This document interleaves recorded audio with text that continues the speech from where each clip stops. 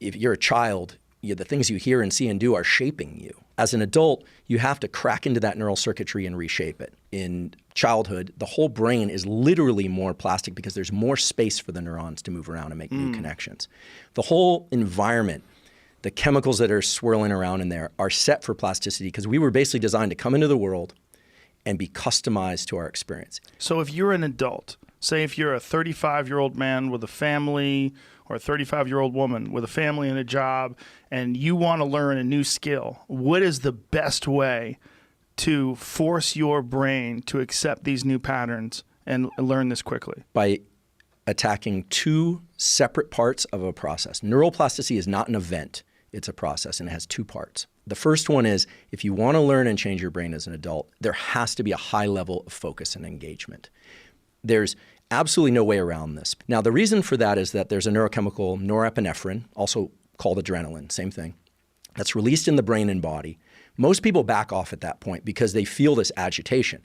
But we have to remember that that noradrenaline was designed to get us into movement. That's the purpose of noradrenaline, to take us out of stillness and into movement. And then the other thing we have to do is we have to take that elevated level of alertness and we have to focus it. And there's a second neuromodulator called acetylcholine, which is secreted from this little structure in the base of the forebrain when we visually focus on something. And having acetylcholine and noradrenaline up, that sets the plasticity trigger. However, that doesn't guarantee that those synapses are going to change. It does not mean that you're necessarily going to learn.